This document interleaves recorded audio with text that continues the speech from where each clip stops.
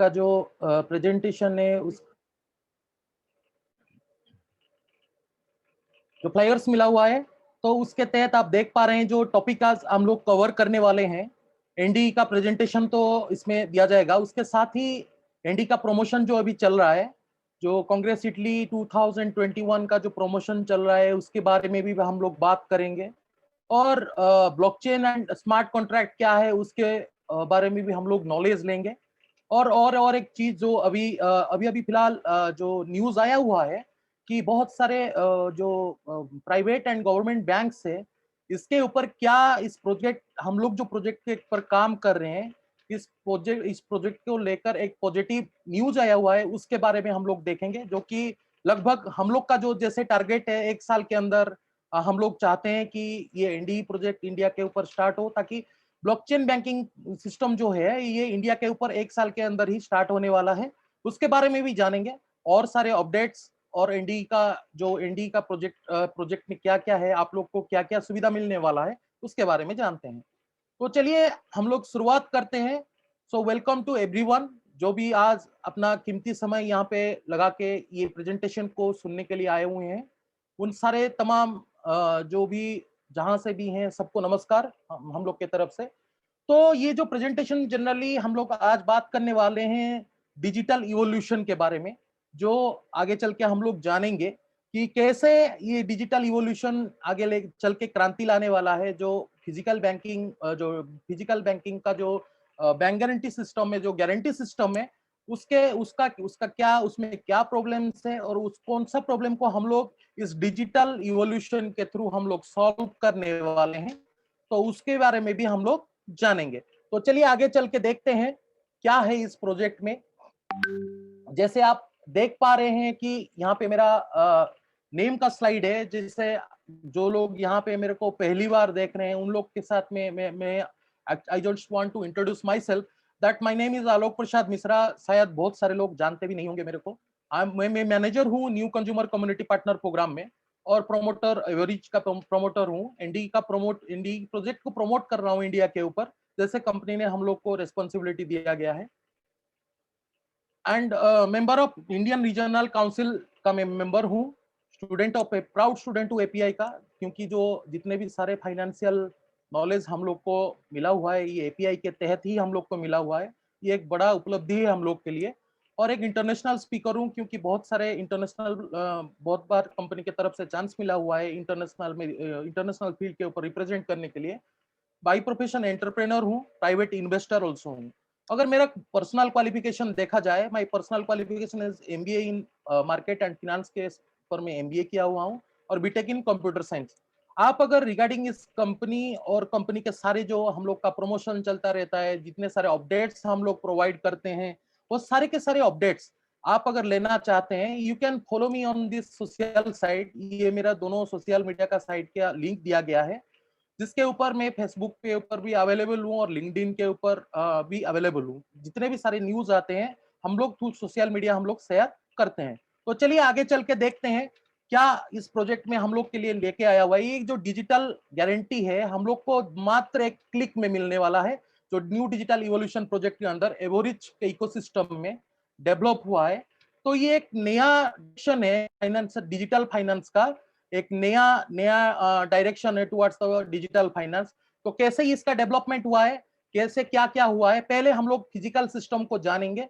Physical system जब जान जाएंगे तो हम लोग को इजी होगा ये डिजिटल सिस्टम को जान पाने के लिए। और सारे के सारे जो फिजिकल सिस्टम में जितने सारे जो भी रूल्स एंड रेगुलेशन रहता है, और जो भी सारे प्रोज एंड कॉन्स थे, उसको हम लोग आज जानेंगे। और जो डिफरेंस है डिजिटल और फिजिकल के अंदर, उसी के ऊपर से आज हम लोग पर्दा उठाएंगे इस वेबिनार में। तो चलिए चलते हैं वेबिनार के ऊपर। उससे पहले हम लोग जानते हैं कि बैंक गारंटी क्या होता है। जनरली हम लोग बैंक गारंटी के ऊपर पहले बात करेंगे, और गारंटी बैंक गारंटी दोनों के अंदर क्या डिफरेंस है, स्कोप क्या क्या मिलने वाला है बैंक गारंटी में, कौन कौन सा स्कोप रहता है, बिजनेस का क्या स्कोप रहता है, जो कि एंटरप्रेन्योर होते हैं उन लोग के लिए, और कितने प्रकार का बैंक गारंटी होता है जनरली, उसको हम लोग आज यहाँ पे जानेंगे। तो सारे के सारे चीज आगे चल के हम लोग जानते हैं कि क्या होता है bank guarantee.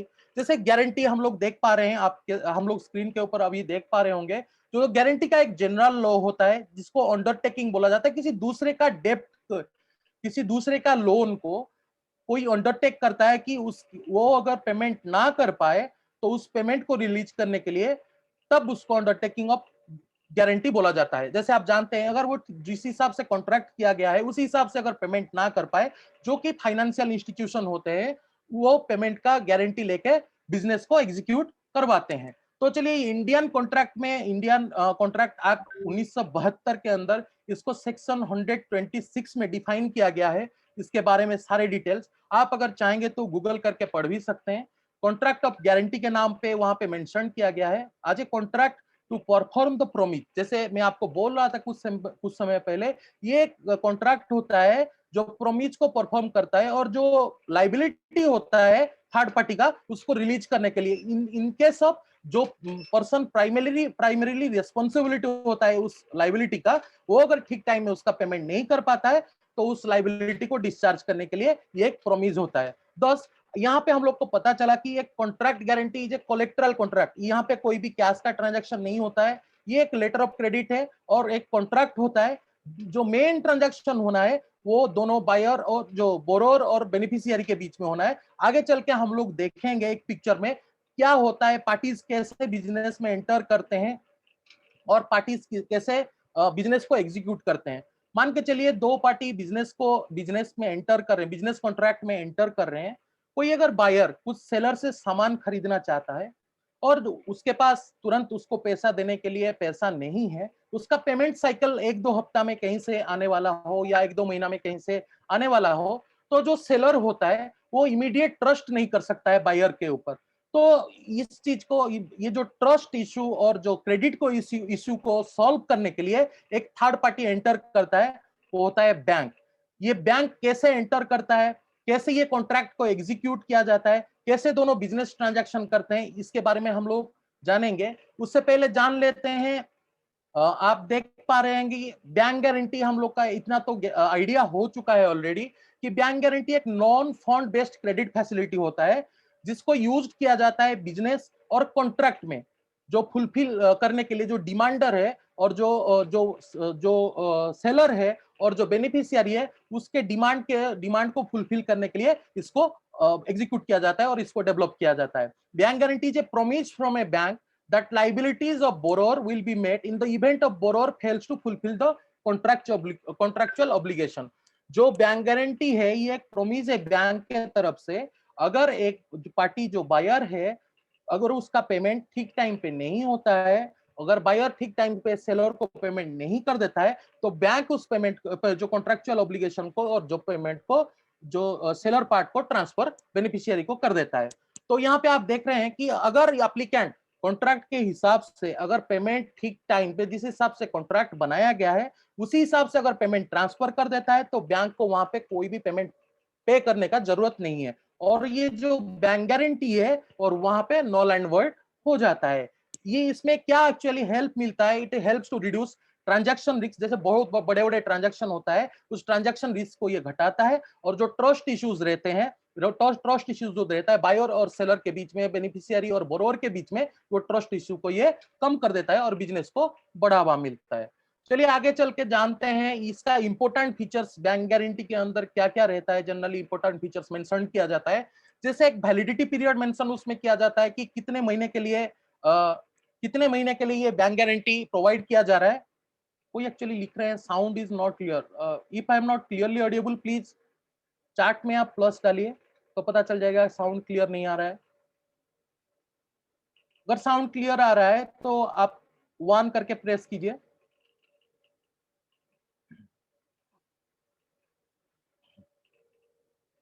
Thank you very much.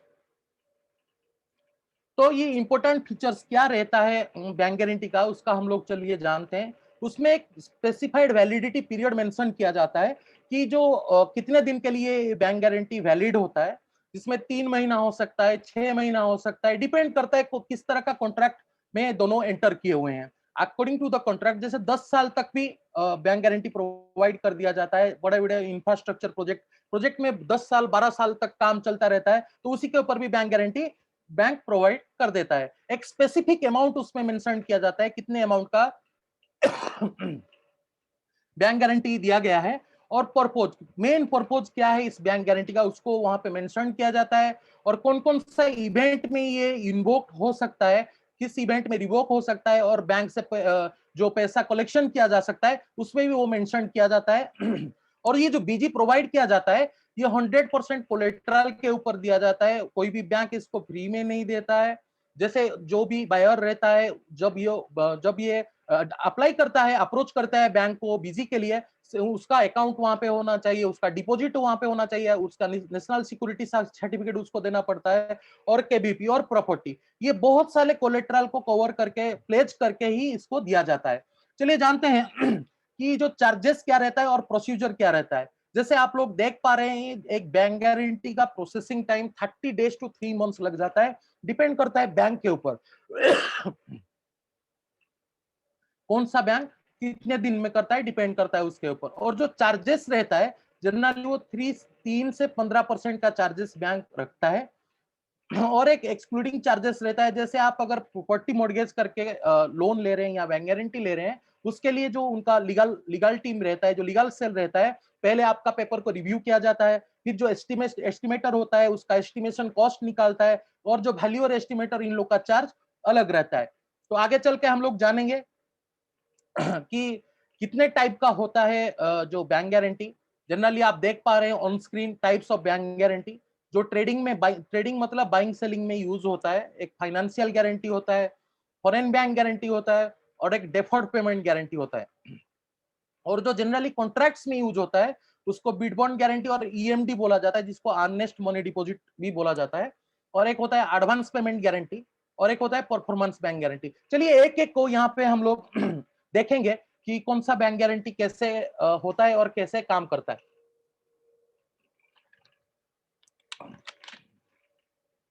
ये जो फाइनेंशियल गारंटी और पेमेंट गारंटी होता है, ये एक्चुअली जनरल बैंक गारंटी होता है, जो कि बाइंग सेलिंग में यूज किया जाता है। अगर बोरोवर अगर बोरोवर उस पेमेंट को रिलीज नहीं कर पाता है एज पर द कॉन्ट्रैक्ट, तो जो बैंक होता है वो बेनिफिशियरी को पेमेंट सेंड कर देता है। जैसे आप इस पिक्चर के ऊपर देख पा रहे हैं कि जो बायर कुछ सेलर से सामान खरीदना चाहता है, तो वहां पे जब ये सामान भेजने से पहले जो सेलर होता है वो बैंक गारंटी डिमांड करता है, क्योंकि उसको उसका पेमेंट का सिक्योरिटी के लिए बैंक गारंटी का रिक्वायरमेंट रहता है, तो वो डिमांड करता है बैंक गारंटी का। जब बैंक गारंटी उसको मिल जाता है तो जनरली जो गुड्स है वो सेंड कर देता है बायर को, और जितने दिन का कॉन्ट्रैक्ट बना हुआ है उस हिसाब से जो बायर होता है पेमेंट रिलीज कर देता है सेलर को। आप यहाँ पे देख पा रहे होंगे कि जो रियल ट्रांजैक्शन होता है ये बोरोवर और बेनिफिशियरी के बीच में होता है। बैंक खाली एक एग्रीमेंट भिजवाता है कि अगर बोरोवर पेमेंट करने में अक्षम हो तो जो बेनिफिशियरी को पेमेंट बैंक ट्रांसफर कर देता है। तो ये जो आप देख पा रहे हैं जनरली अगर बायर जो होता है ये अगर सेलर को पेमेंट पे कर देता है, ये bank guarantee null and void हो जाता है।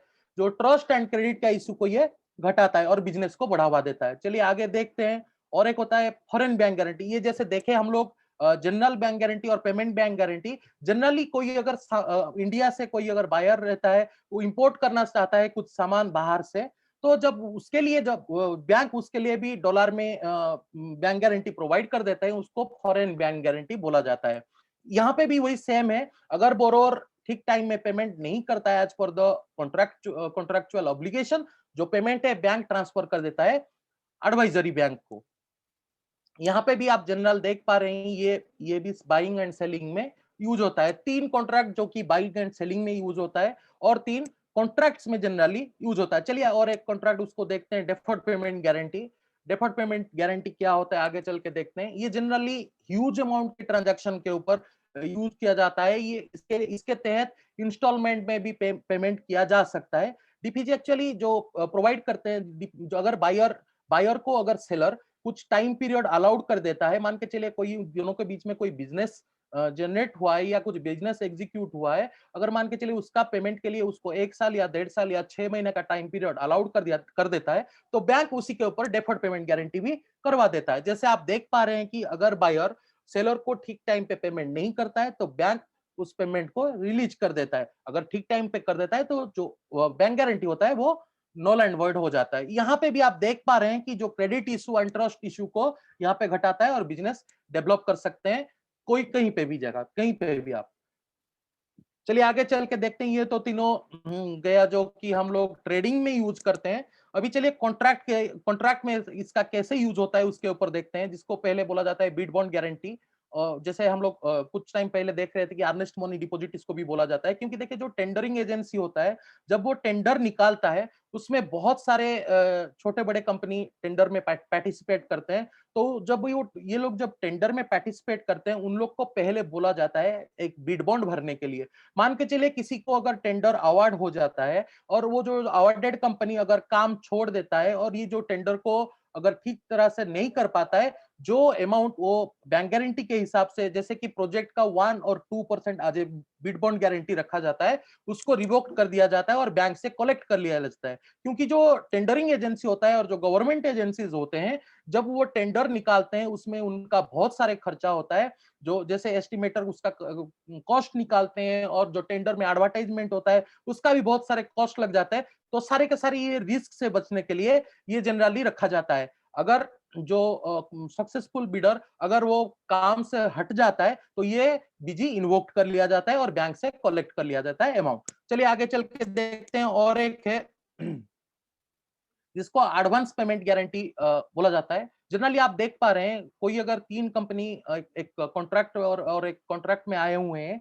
अगर टेंडर में पार्टिसिपेट किए हुए हैं, किसी भी एक कंपनी को अगर अवार्ड हो जाता है उस टेंडर, तो जनरली उसको अगर मोबिलाइजेशन कॉस्ट के लिए एक एडवांस पेमेंट कर दिया जाता है, जो कि गवर्नमेंट एजेंसी होते हैं और जो टेंडर एजेंसी के तरफ से।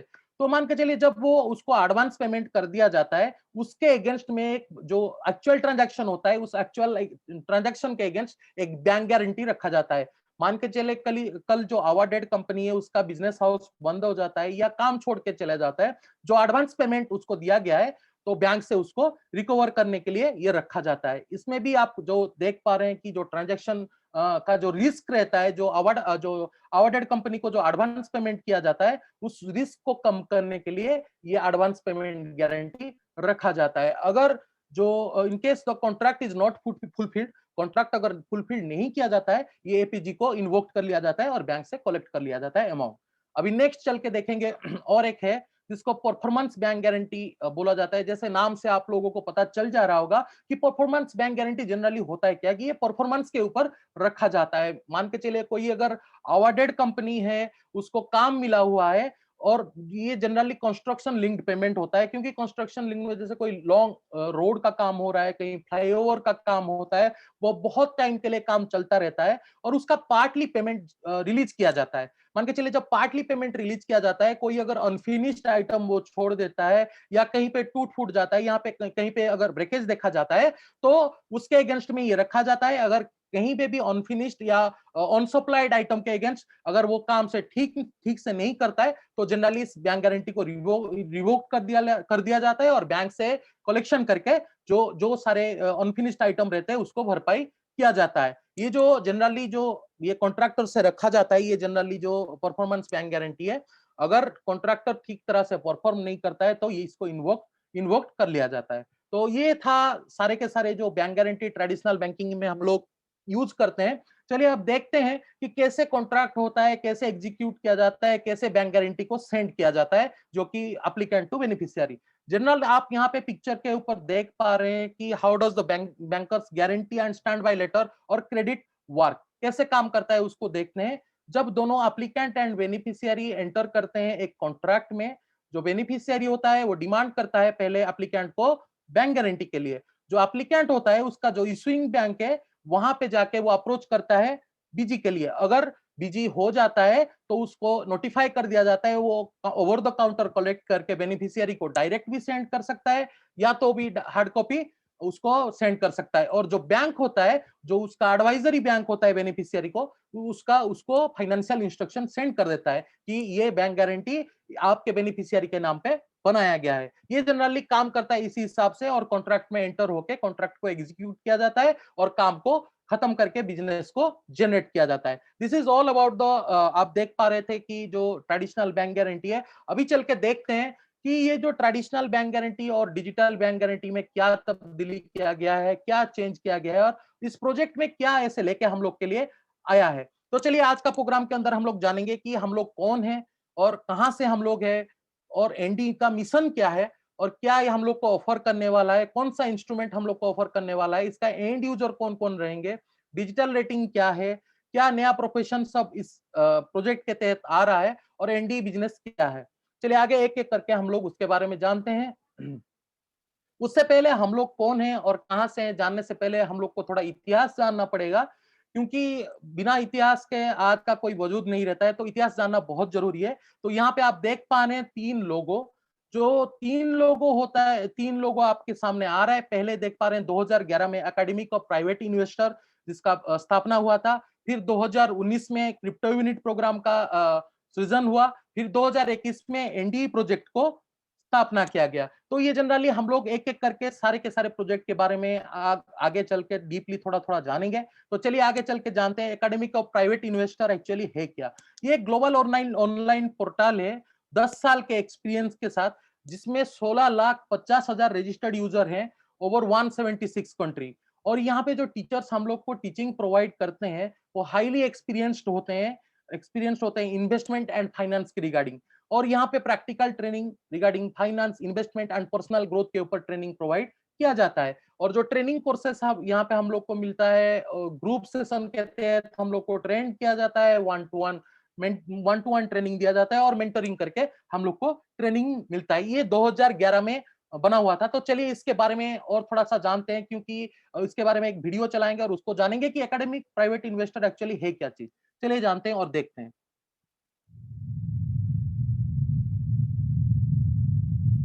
अकेडमी ऑफ प्राइवेट इन्वेस्टर एक निजी निवेशक की अकेडमी। हम कौन हैं? हम 21वीं सदी की एक कुशल शैक्षिक प्रणाली हैं और हम हर दिन कड़ी मेहनत करते हैं कुछ बेहतर बनने के लिए। हम सिखाते हैं कि पैसे का प्रबंधन कैसे करते हैं, पैसे को गुना कैसे करते हैं और उसका यथोचित उपयोग कैसे किया जाता है। हम 179 देशों में दुनिया भर के लोगों को वित्त और निवेश विज्ञान, व्यक्तिगत विकास और व्यवसाय की पूरी जानकारी प्रदान करते हैं। हमने कई प्रकार के कार्यक्रमों और कार्यशालाओं का निर्माण किया और सफलतापूर्वक उपयोग किया, जिससे दर्जनों प्रशिक्षित और सफल निवेशकों को बाजार में प्रवेश करने में मदद मिली। हमारे छात्र एक दक्ष निवेश सलाहकार, पोर्टफोलियो मैनेजर और शेयर विश्लेषक बनते हैं। हम प्रशिक्षण देते हैं ताकि आप खोज सकें बाजार के 20 क्षेत्रों से वो उपकरण जिनका विश्लेषण और चयन करके आप व्यवसाय विकास में सफलता प्राप्त कर सकते हैं। हम व्यवहार में अर्जित ज्ञान को लागू करके निवेश पोर्टफोलियो बनाना और उसका प्रबंधन करना सिखाते हैं। हम अपने छात्रों की पहल का समर्थन करते हैं और उद्यमी परियोजनाओं के लिए हमारे द्वार हमेशा खुले हैं। हम भविष्य की प्रौद्योगिकियों पर दांव लगाने के लिए तैयार हैं। हम लोगों को एकजुट करते हैं और वित्तीय स्वतंत्रता की राह दिखाते हैं।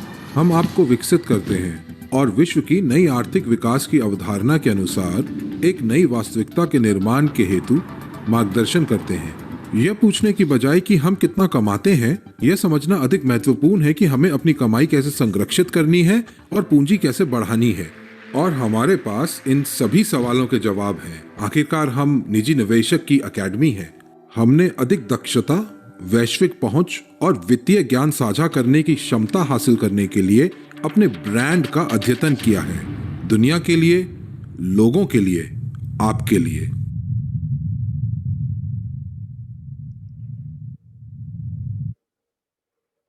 बहुत बढ़िया। इस वीडियो के तहत आपको ज्ञान थोड़ा सा आ गया होगा कि एकेडमिक का प्राइवेट इन्वेस्टर एक्चुअली है क्या चीज और वहां पे क्या एजुकेशन प्रोवाइड किया जाता है। तो चलिए आगे चलते हैं।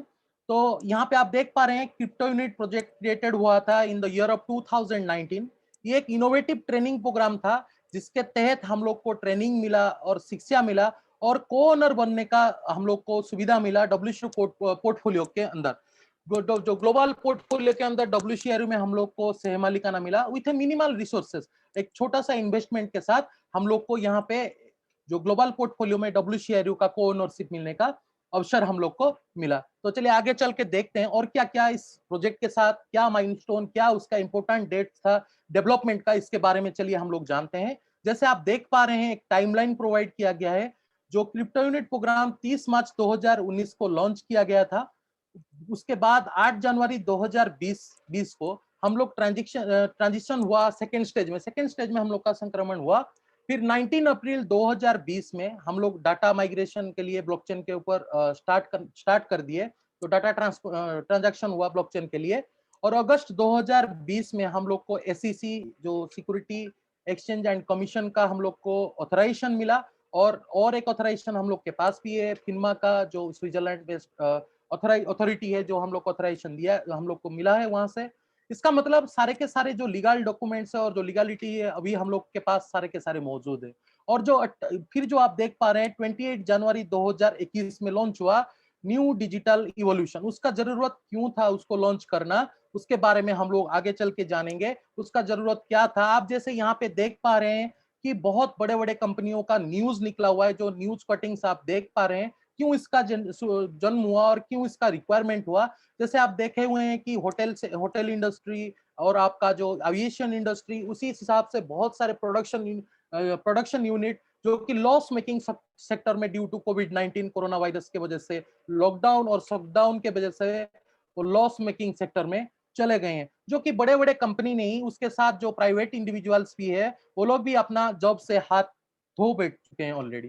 तो उसके बारे में आगे चल के देखते हैं कि जो इतने सारे बड़े बड़े कंपनी हैं और जो प्राइवेट इंडिविजुअल्स है, वो सारे के सारे अपने जो जो क्रेडिट रेटिंग्स होता है, ड्यू टू वो लोग जो पेमेंट ना करने के वजह से वो सारे के सारे अपना जो क्रेडिट रेटिंग है वो खो चुके हैं। जो फाइनेंशियल इंस्टीट्यूशन के सामने वो लोग as a bad payer filed हो चुके हैं। तो सारे के सारे आगे जब चल के इस बिजनेस का अपॉर्चुनिटी, कोई भी बिजनेस का अपॉर्चुनिटी अगर उन लोग को मिलता है, या कुछ स्टार्टअप्स करने को मिलता है, या फिर कहीं पे कुछ उन लोग को खरीदने के लिए इच्छा रहता है, तो वो जो बैड रेटिंग के वजह से वो लोग सारे के सारे वो चीज नहीं कर पाएंगे। तो ये सारे प्रॉब्लम को ब्रीच करने के लिए, सारे प्रॉब्लम का सोल्यूशन देने के लिए जो न्यू डिजिटल इवोल्यूशन आगे चल के आया हुआ है एवोरिच इकोसिस्टम के तहत, उसका क्या आपको फायदा मिलने वाला है आगे स्लाइड में हम लोग डिस्कस करेंगे। ये जनरली आप देख पा रहे हैं कि जो एनडी का मिशन क्या है। यहाँ पे हम लोग का मिशन है एक sustainable and fast digital rating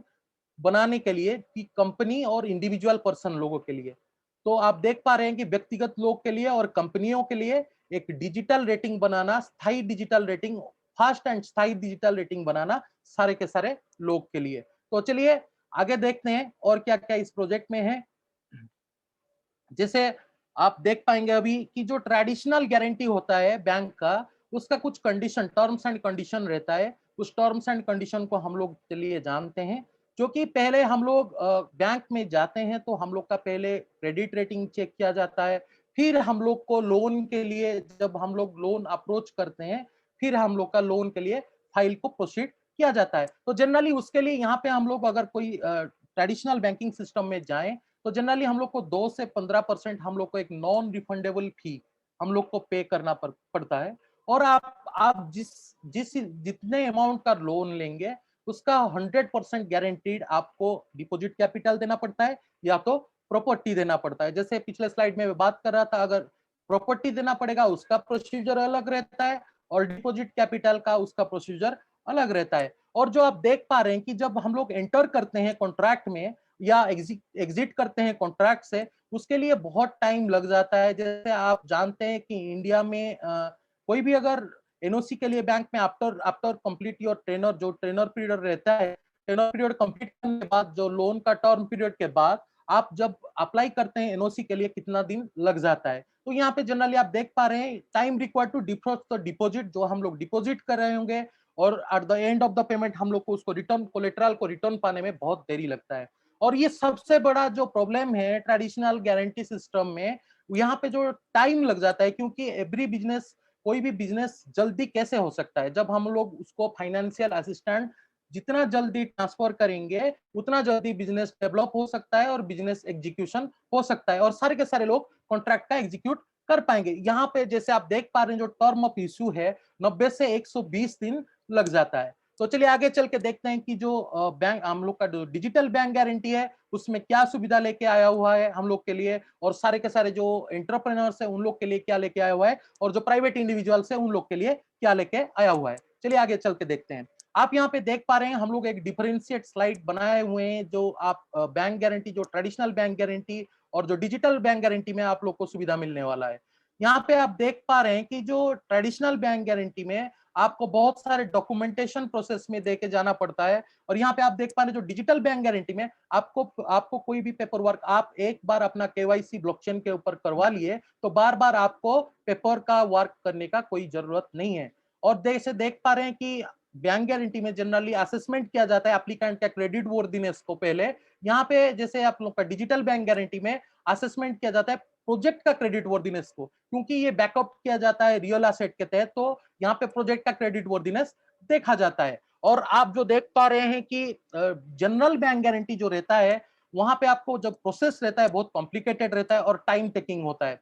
यहाँ पे इजीली आप एक क्लिक के सहायता से आप अपना डिजिटल गारंटी आप पा सकते हैं। और यहाँ पे आप जो देख रहे हैं अभी बैंक गारंटी सिस्टम में हाई कोलेटरल डिमांड किया जाता है, हाई कोलेटरल डिमांड फी रहता है और वेरिएबल रहता है बैंक टू बैंक। जो कोलेटरल का फीस है वो बैंक टू बैंक वेरिएबल रहता है। यहाँ पे आप देख पा रहे हैं जो डिजिटल बैंक गारंटी सिस्टम में हम लोग को बहुत मिनिमल फी हम लोग को पेमेंट करना पड़ता है। और जो परसेंटेज ऑफ इंटरेस्ट जैसे हम लोग देखे 3 से 15% हम लोग को पे करना पड़ता है ट्रेडिशनल बैंकिंग सिस्टम में, और यहाँ पे हम लोग को बहुत इंटरेस्ट लो इंटरेस्ट रेट में यहाँ पे अवेल कर सकते हैं। और हम लोग अगर फॉरेन बैंक गारंटी के लिए अप्लाई करते हैं, जैसे आप देख पा रहे हैं ट्रेडिशनल बैंकिंग सिस्टम में आप जो क्रॉस बॉर्डर गारंटी प्रोसेस बहुत टाइम लगता है, क्योंकि एक्साइजी कस्टम ये सारे के सारे प्रोसेस को आपको दे के जाना पड़ता है।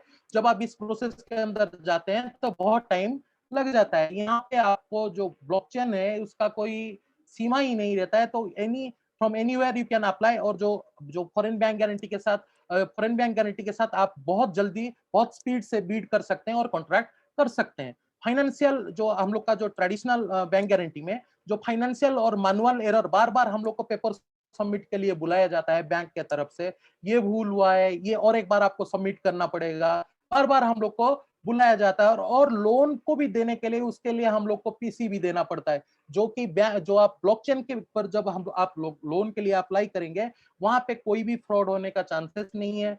बहुत ट्रांसपेरेंसी के साथ उसको बनाया गया है। जो इम्यूटेबल सिस्टम है उसमें कोई ब्रेक नहीं कर सकता है। उसका जो सिक्योरिटी रहता है ब्लॉकचेन का सिक्योरिटी, तो सब लोगों को मालूम है कि ब्लॉकचेन का सिक्योरिटी बहुत हाईली सिक्योरिटी उसमें प्रोवाइड किया जाता है, जो कि आपका डाटा प्राइवेसी भी वहां पे रहता है। और जनरली जो हम लोग फिजिकल बैंक गारंटी में देखें, जो refund of collateral is very late, और यहाँ पे आपको इंस्टेंट आपका जब अपना लोन आप खत्म कर लेते हैं पीरियड, तो आपको इंस्टेंट आपको रिफंड मिल जाता है आपका कोलेटरल के लिए, फिर आप नए बिजनेस के लिए उसको यूज करके एग्जीक्यूट कर पाएंगे। तो चलिए आगे चल के देखते हैं और क्या क्या इस प्रोजेक्ट में हम लोग के लिए है। आप ये देख पा रहे हैं जो सेंट्रलाइज्ड रेटिंग फॉर कंपनीज है, तो उसको उसमें क्या फायदा मिलने वाला है, उस सिस्टम में क्या एडवांटेजेस हम लोग को मिलने वाला है, जिसमें आप देख पा रहे हैं कि यहाँ पे कोई टाइम लॉस होने का कोई भी टाइम लॉस नहीं होगा। और जो फास्ट फाइनेंशियल ऑपरेशन, जो जैसे वित्तीय संचालन बहुत स्पीड से होगा, और यहाँ पे सिक्योरिटी आपको मिलेगा ब्लॉकचेन का, और फाइनेंशियल इफेक्टिवनेस भी रहेगा और रिलायबिलिटी भी रहेगा। और चलिए आगे देखते हैं और क्या क्या है इस केंद्रीकृत जो हम लोग का एडवांटेजेस क्या मिलने वाला है। यहाँ पे आप देख पा रहे हैं जो पॉसिबिलिटीज क्या मिलने वाला है एनडी एप्लीकेशन के तहत। जैसे हम लोग बैंक में जाते हैं और लोन के लिए अप्लाई करने के लिए जो ऑफिसर रहते हैं उनके साथ बात करने तक पहुंचने के लिए हम लोग को टाइम लग जाता है, क्योंकि हम लोग को वहां पे तुरंत सलाह नहीं मिल पाता है। यहाँ पे आपको तुरंत ब्लॉकचेन के ऊपर सर्टिफाइड डिजिटल रैंकिंग के ऊपर सलाह मिलेगा तुरंत। और जो गारंटी आपको जो पेमेंट होगा वो इलेक्ट्रॉनिकली पेमेंट्स आपको ट्रांसफर किया जाएगा। और ब्लॉकचेन सर्टिफाइड डिजिटल गारंटी के तहत आप कार लोन में ले सकते हैं, कोई इक्विपमेंट रेंटल में ले सकते हैं, कोई भी सामान आप अगर चाहेंगे तो उसके तहत खरीद सकते हैं। और आपको डिजिटल एस्क्रो अकाउंट प्रोवाइड किया जाएगा, जिसके तहत आप इंपोर्टेंट पेमेंट सच एज जो नोटरी डीड्स और जो प्रेशियस मेटल के लिए आप उसका भी पेमेंट कर सकते हैं। और जो गारंटेड पेमेंट ऑफ इंस्टॉलमेंट, क्यों इसको लिखा गया है, देखिए आप जब टोकन को स्टेकिंग में लगाते हैं तब आप स्टेकिंग इनकम भी जनरेट कर पा रहे हैं, प्रॉफिट बोनस भी जनरेट कर पा रहे हो, उसके तहत डिविडेंड भी आगे चल के आप यील्ड कर पाएंगे। तो उससे आपका गारंटी हो जाता है कि आपका जो इंस्टॉलमेंट अमाउंट और जो ईएमआई है आप इजीली पे कर सकते हैं। तो material distributor monthly credit limits भी आपको प्रोवाइड किया जाएगा, इसके तहत आप कैश क्रेडिट की तरह उसको यूज कर पाएंगे। और एक business to business, business to customer और C2C, C2B और B2B में भी इसका काम हो सकता है। चलिए उसके बारे में भी आगे चल के देखते हैं। क्या क्या पॉसिबिलिटीज है। आप जैसे देख पा रहे हैं यहाँ पे कैटेगराइज किया गया है जो रजिस्ट्री को, गवर्नमेंट गवर्नमेंट और म्युनिसिपैलिटी और जो स्टेट बॉडीज को एक कैटेगरी में रखा गया है, ताकि आप अगर उनके साथ काम इस गारंटी का, इस रजिस्टर का करना चाहें तो कर सकते हैं। Bank and financial organisation and investment fund organisation को एक कैटेगरी किया गया है, अगर उनके साथ आप काम करना चाहें तो उनके साथ आप कॉन्ट्रैक्ट कर सकते हैं। और जो एंटरप्राइजेस रहते हैं, जैसे कोई प्राइवेट कंपनी रहता है, उन लोग को जैसे उन लोग को कोई ज्ञान ही नहीं रहता है रिगार्डिंग ब्लॉकचेन, डिजिटल करेंसी के बारे में उतना ज्ञान नहीं रहता है, तो उन लोग को वोकेशनल ट्रेनिंग प्रोवाइड करके इस सिस्टम में एंटर किया जाएगा। और जो प्राइवेट पर्सन रहते हैं और जो वीआईपी क्लब का मेंबर्स है, वो लोग को एक्चुअली एपीआई के तहत एक मैनुअल, उन लोग को एक एजुकेशन मिला हुआ है जिसके तहत वो जानते हैं कैसे फोन को मैनेज करना है, तो उन लोग को एक बेसिक ट्रेनिंग देके ये सारे के सारे रजिस्ट्री में एंट्री किया जाएगा। तो चलिए आगे चल के देखते हैं और क्या क्या पॉसिबिलिटीज है। जैसे हम लोग बोलते हैं कि रिलायबिलिटी, बैंक बैंक जो बैंक गारंटी प्रोवाइड करता है, उसके ऊपर जो कोई भी अगर सेलर होता है या जो बेनिफिशियरी होता है, उसके ऊपर रिलायबल क्यों करता है, क्योंकि वो फाइनेंशियल इंस्टीट्यूशन है, तो उसके लिए उसके ऊपर रिलायबिलिटी रहता है। तो यहाँ पे आप देख पा रहे हैं ये जो रजिस्ट्री है उसको कैपिटलाइज किया जाएगा पूरा पूरा के पूरा रिलायबिलिटी के लिए, उसको बैकअप किया जाएगा मिलियन ऑफ डब्ल्यूसीआरयू के प्राइस के तहत। तो इसमें एडवांटेजेस हम लोग को क्या क्या मिलने वाला है जब इसको किया जाएगा, तो हम लोग को पार्टिसिपेट करने के लिए मिलेगा, जो गवर्नमेंट टेंडर्स है उसमें हम लोग को पार्टिसिपेट मिलेगा, पॉसिबिलिटी मिलेगा उसमें भाग लेने के लिए। और हम लोग उसके तहत जो परफॉर्मेंस बैंक गारंटी है, जो बिड बॉन्ड गारंटी है और जो एडवांस पेमेंट गारंटी है, वो सारे के सारे प्रोवाइड कर सकते हैं। तो अभी फिलहाल जो जैसे आप देख पा रहे हैं कि अभी स्टेकिंग इनकम जो जो कोई भी कंपनी अभी एंटर करता है और ये डब्ल्यूसीआरयू टोकन को खरीदता है ब्लॉकचेन के ऊपर, वो स्टेकिंग इनकम जनरेट कर पाएगा तब तक जब तक ये एनडी का बैक ऑफिस फुल फेज से स्टार्ट ना हो जाए। तो चलिए आगे चल के देखते हैं और क्या क्या पॉसिबिलिटीज है इस प्रोजेक्ट में। जैसे इस अभी आप देख पा रहे हैं ये जो रजिस्ट्री है उसका आप कैसे कंपनियां कैसे यूज कर पाएंगे। जैसे C2C में बोला, जो जो कंपनी टू कंपनी के बीच जैसे हम लोग बाइंग सेलिंग करते हैं या कुछ सामान और कोई कॉन्ट्रैक्ट करते हैं, उसके तहत भी यूज किया जा सकता है। कंपनीज एंड प्राइवेट पर्सन के अंदर भी इसका यूज किया जा सकता है। कंपनीज और बैंक के अंदर यूज किया जा सकता है, जैसे आप बैंक गारंटी के लिए अप्लाई करेंगे, कंपनीज और गवर्नमेंट के तहत इसको स्मार्ट कॉन्ट्रैक्ट के तहत इसको यूज किया जा सकता है इस गारंटी का, और जो बिड आपको जो टेंडर में पार्टिसिपेट करने का हेल्प मिलेगा। चलिए देखते हैं प्राइवेट पर्सन के लिए, ये तो हो गया सारे के सारे जो एंटरप्रेन्योर्स है उन लोग के लिए, कंपनीज के लिए। प्राइवेट पर्सन के लिए क्या फैसिलिटीज है, जो लोग डब्ल्यूसीआरयू टोकन को अपने पास रखे हुए हैं उसके तहत उन लोग को क्या हेल्प मिलने वाला है इस एनडी प्रोजेक्ट के तहत। चलिए आगे चल के देखते हैं। तो आप अभी देख पा रहे हैं कि जो रजिस्ट्री का जो गारंटी का यूज है वो कोई प्राइवेट पर्सन यूज कर सकता है। C2C जैसे आप देख पा रहे हैं, कोई अगर अपार्टमेंट का रेंट लेना चाहता है उसका तहत उसका पेमेंट कर सकता है। और C2 बिजनेस, जैसे मान के चलिए कोई अगर कार खरीदना चाहता है जो डीलर के पास जाता है, तो उसके तहत भी इस गारंटी का यूज कर सकता है। जब हम लोग कार खरीदने जाते हैं, हम लोग के पास अगर मान के चलिए हम लोग कहीं अच्छी जगह पे नौकरी करते हुए भी हम लोग को गारंटर लेके जाना पड़ता है। जब गारंटर और एक साइन मारते हैं तब जाके हम लोग को कोई डीलर कार देता है। तो ये जो सारे के सारे जो प्रॉब्लम्स है ये गारंटी का यूज करके हम लोग सॉल्व कर सकते हैं। और इस एग्रीमेंट का हम लोग यूज कर सकते हैं जो कि क्रेडिट इंस्टीट्यूशन है, जैसे कि कोई फाइनेंशियल इंस्टीट्यूशन हो, बैंक हो, उससे हम लोग पर्सनल लोन का भी अब अप्रूवल ले सकते हैं। और रियल एस्टेट मॉर्गेज भी इसको किया जा सकता है। तो ये जो प्राइवेट पर्सन है वो लोग बहुत सारे यूजेस इसका कर सकते हैं। आगे चल के इसका और भी अपडेट्स आएगा, हम लोग आपको अपडेट्स प्रोवाइड करते रहेंगे। चलिए आगे इसके आगे देखते हैं। इसके आगे हम लोग आज जानेंगे कि जो स्मार्ट कॉन्ट्रैक्ट और ये जो ब्लॉकचेन, इसके बारे में जो हम लोग अभी बोल रहे थे उसके बारे में चलिए थोड़ा सा ज्ञान लेते हैं कि स्मार्ट कॉन्ट्रैक्ट और ब्लॉकचेन क्या होता है। उसके लिए मैं ऑन स्टेज बुलाना चाहूंगा मिस्टर रत्नाकर पलाई, जो कि स्टूडेंट है एपीआई का और प्रोमोटर है एवोरिज के, और member of Indian leadership council के वो मेंबर हैं, प्राइवेट इन्वेस्टर भी है, एंटरप्रेन्योर भी है। MSc and MTech in information technology उनका पर्सनल क्वालिफिकेशन है। मोर देन 20 इयर्स का एक्सपीरियंस है वेरियस आईटी इंडस्ट्री से। ब्लॉकचेन के बारे में ये ज्ञान रखते हैं, नॉलेज भी रखते हैं और बहुत सारे नॉलेज शेयर भी करते हैं आप लोग के साथ। आज भी कुछ नॉलेज शेयर किया जाएगा आपके साथ ताकि आप ब्लॉकचेन के बारे में जान सके। ये अभी कोर्स कर रहे हैं जो ब्लॉकचेन काउंसिल कैलिफोर्निया यूएसए से अभी कोर्स कर रहे हैं। he is now in learning process में अभी भी हैं और ये नॉलेज प्रोवाइड करेंगे आगे चल के। So welcome sir, welcome to the webinar. आज आप बताइए क्या है ब्लॉकचेन, क्या स्मार्ट कॉन्ट्रैक्ट है, फिर हम लोग का जो प्रमोशन है वो फिर आगे चल के प्रमोशन करते हैं। Okay, thank you Alok sir. Good evening to all. So start करने से पहले मैं एक बार साउंड चेक करना चाहता हूँ। सो मेरा साउंड सबको ठीक ठाक आ रहा है तो प्लीज चैट में 2 दबा के पुष्टि कीजिए if sound is okay and also slide everything okay, then हम लोग आगे जाएंगे। Okay, so thank you Alok sir very much. आप एक बहुत बढ़िया प्रेजेंटेशन दिए हैं कि रिगार्डिंग न्यू डिजिटल इवोल्यूशन क्या है। जब न्यू डिजिटल इवोल्यूशन आगे आएगा उसमें कैसे आप बैंक गारंटी का आई थिंक सब लोग समझ गए हैं।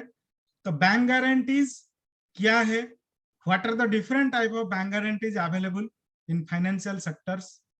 देन आप लोग भी देखे होंगे कि हमारा जो बैंक गारंटीज है उसमें अलग सर ने एक स्लाइड में आपको दिखाया है दो चीज। एक है ट्रेडिशनल बैंक गारंटी, एक है जो न्यू डिजिटल बैंक गारंटी। उसमें डिफरेंस क्या है आप लोग तो मालूम हो गया, बट हम लोग अभी देखेंगे आज का जो हमारा टॉपिक है ब्लॉकचेन, क्योंकि हम लोग फ्यूचर में जब इसको इम्प्लीमेंट करेंगे जो भी बैंक गारंटीज है और जो भी है उसको हम ब्लॉकचेन एनवायरनमेंट में इम्प्लीमेंट करेंगे। और उसके लिए देखेंगे हम लोग कि हाउ स्मार्ट कॉन्ट्रैक्ट चाहिए इसको इम्प्लीमेंट करने के लिए। आज का जो सेशन है मैं आपको सिंपल बता देना चाहता हूं कि आज हम लोग क्या जानेंगे और मेरा जो प्रेजेंटेशन है आपके लिए उसमें क्या क्या चीज है। उसमें फर्स्ट चीज है व्हाट इज ब्लॉकचेन, ब्लॉकचेन क्या है उसमें हम लोग जानेंगे।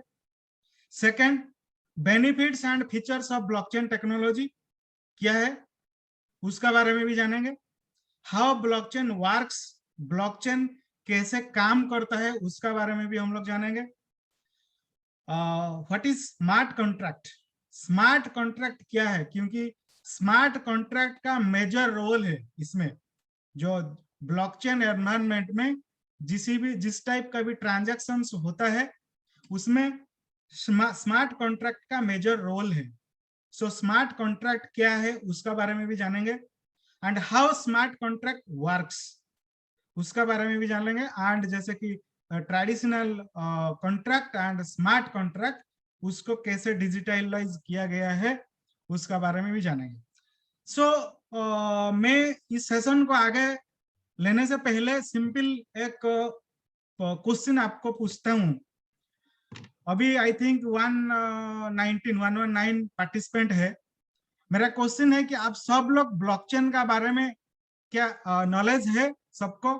कोई और इफ एनीवन इज न्यू, कोई न्यू है प्लीज चैट में 1 दबाइए, जिसको नॉलेज है 2 दबाइए।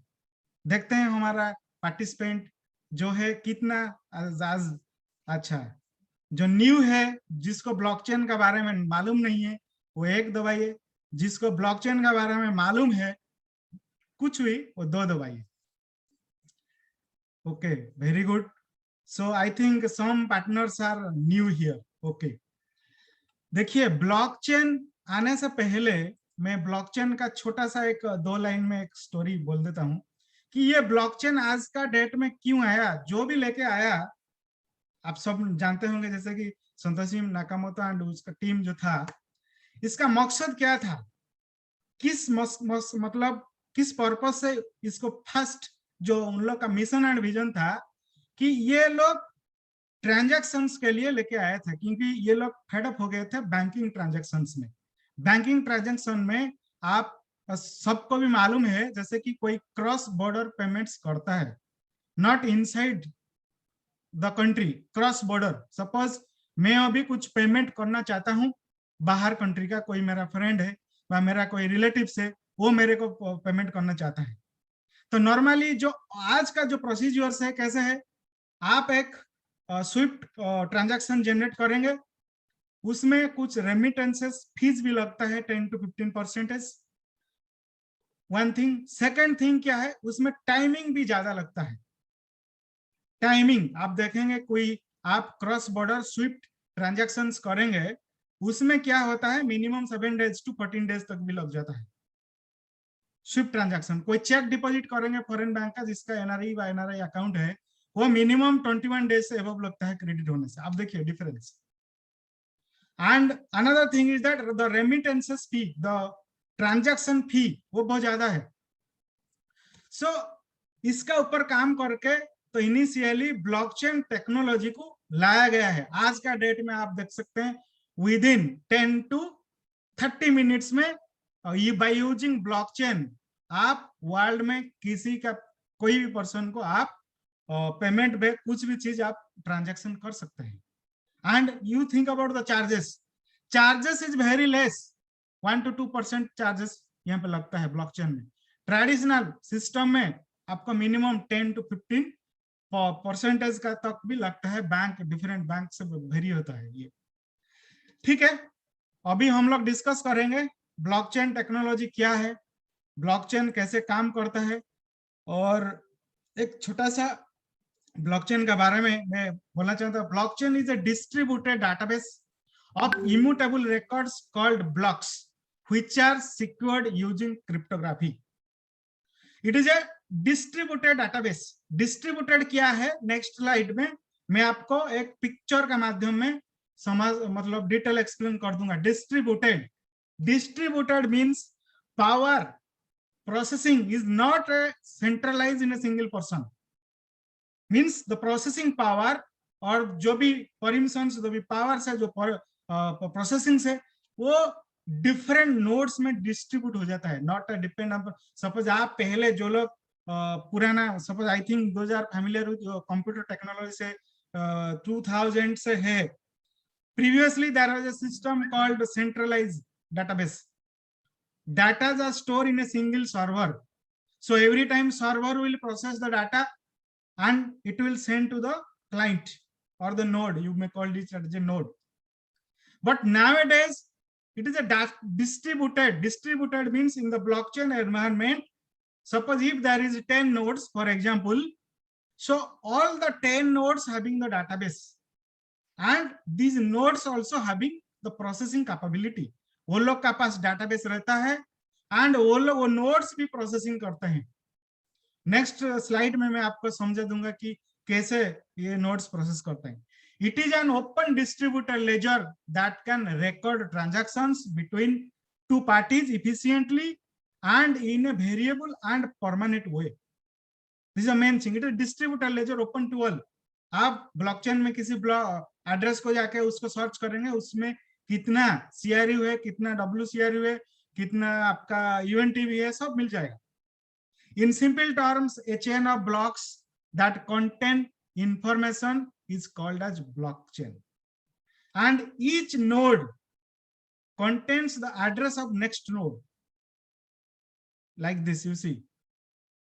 ये है जो first block created in the blockchain, जो भी क्रिएट होता है फर्स्ट ब्लॉक, ब्लॉक 0, उसको जनरली कहा जाता है जेनेसिस ब्लॉक। इसी ब्लॉक में हेडर रहता है, टाइम स्टैम्प रहता है, नॉन्स वैल्यू रहता है, ट्रांजैक्शंस रहता है, ये सब टेक्निकल, इसी का ये चीज हेडर का भी एक कुछ टेक्निकल पार्ट्स है, उसमें कोई एक नेक्स्ट टेक्निकल सेशन में होगा तो मैं इसका बारे में, ये ईच ब्लॉक, ये देखिए block 1, block 2, block 3, each block का क्या होता है। ब्लॉक 1 में देखेंगे तो सेम थिंग, हेडर है, ब्लॉक हैश वैल्यू है, टाइम स्टैम्प्स है, नॉन्स वैल्यू रहता है, ट्रांजैक्शंस रहता है and link to next block, ये सब रहता है। इसे ये सब टेक्निकलिटीज है, बहुत सारा टेक्निकल चीज इसमें रहता है। इसमें देखिए ब्लॉक, सपोज एक मिडिल का ब्लॉक दिया गया है block 31, block 31 proof of block 30 का भी एड्रेस रहता है। सो देखिए लिंक्ड, जो लोग एक्चुअली कंप्यूटर साइंस से बैकग्राउंड होगा, C++ किया होगा, उसमें कॉन्सेप्ट था लिंक लिस्ट। लिंक लिस्ट में क्या होता है, एक list contains the address of the next list as well as previous list. इसमें देखिए सेम कॉन्सेप्ट। तो आप देखेंगे कोई ब्लॉक 32, इसमें 31 का भी एड्रेस है तो 32 का भी। सो जो भी ब्लॉक्स होता है वो प्रीवियस ब्लॉक्स का भी एड्रेस रखता है, नेक्स्ट ब्लॉक्स का भी एड्रेस रखते हैं, इसीलिए ट्रांजैक्शंस आपका वेरीफाई होता है।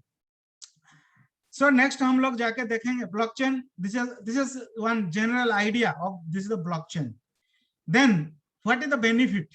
आप सोचेंगे पहले तो ट्रांजैक्शंस भी हो रहा था, नाउअडेज बेनिफिट्स क्या है. No third party intermediaries. आप देखिए ब्लॉकचेन में हम लोग जब ट्रांसफर करते हैं बैंक में, जब जैसे कि आलोक सर ने एग्जांपल दिया था एक स्लाइड में, आपको मेरा भी स्लाइड्स में आपको है, देखिए कोई कॉन्ट्रैक्ट आप सपोज बना रहे ट्रेडिशनल कॉन्ट्रैक्ट, उसमें बैंक इन्वॉल्वमेंट है.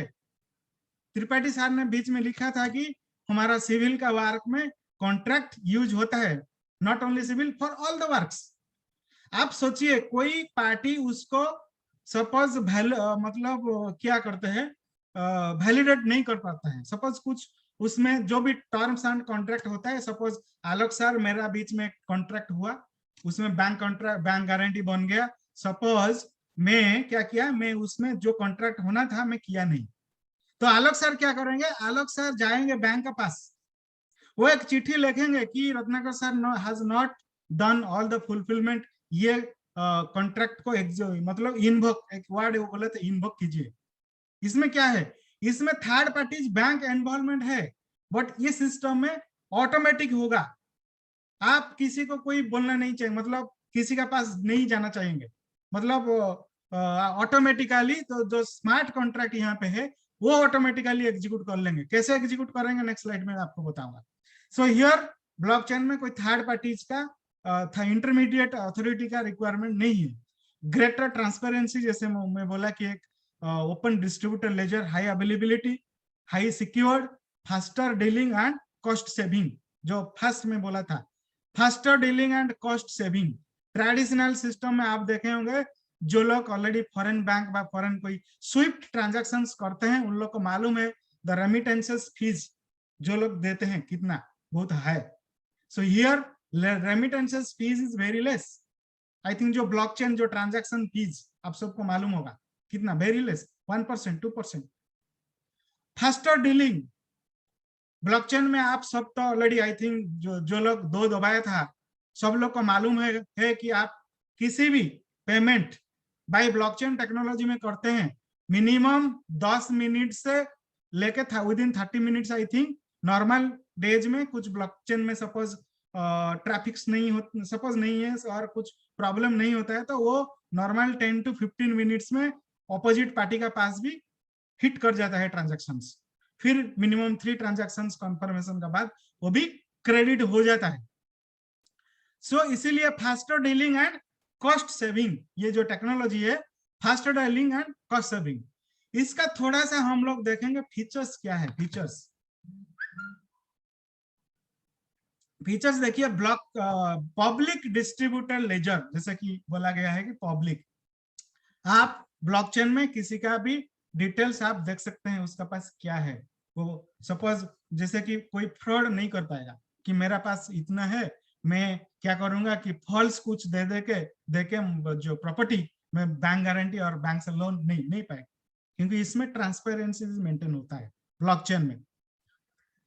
क्रिप्टोग्राफिक एल्गोरिथम, उसमें जनरली SHA-256 जो क्रिप्टोग्राफिक एल्गोरिथम है वो मैक्सिमम वाइडली यूज होता है. There are also 2 other algorithm, ECC और RIP MD160, ये भी एक डिफरेंट एल्गोरिथम.